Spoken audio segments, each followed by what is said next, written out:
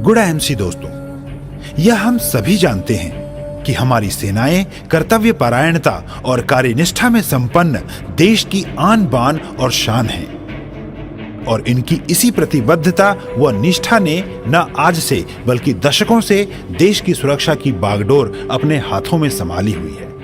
और आज का दिन यानी 15 जनवरी इंडियन आर्मी के लिए वह खास दिन है जिस दिन वर्षों पहले सन 1949 में स्वाधीन रूप से भारतीय सेना ने देश की सुरक्षा का उत्तरदायित्व संभाला था।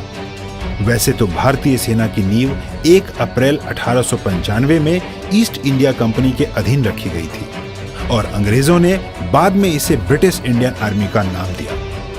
लेकिन आजादी के बाद जरूरत आन पड़ी थी एक स्वतंत्र सेना के नेतृत्व की।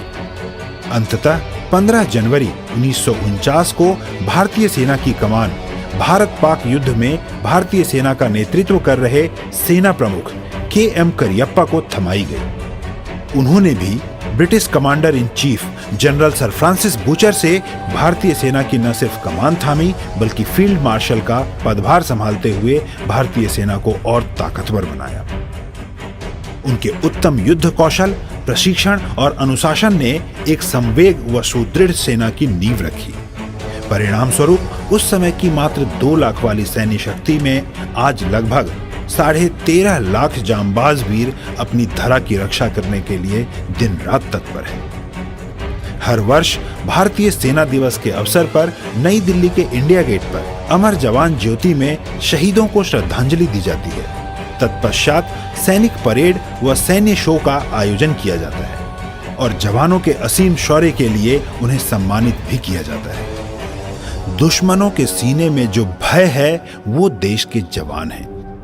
देश की खातिर जो तोपों से डटे हैं वो देश के जवान हैं। जंग के मैदान में जो विजय ध्वज है वो देश के जवान हैं। तिरंगे की शान में जो जवानियां कुर्बान हैं वो देश के जवान हैं। इन जवानों के जज्बातों को आईएमसी का सलाम है।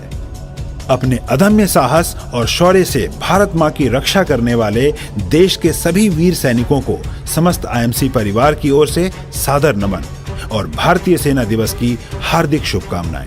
भारत माता की जय। वंदे मातरम। Good IMC.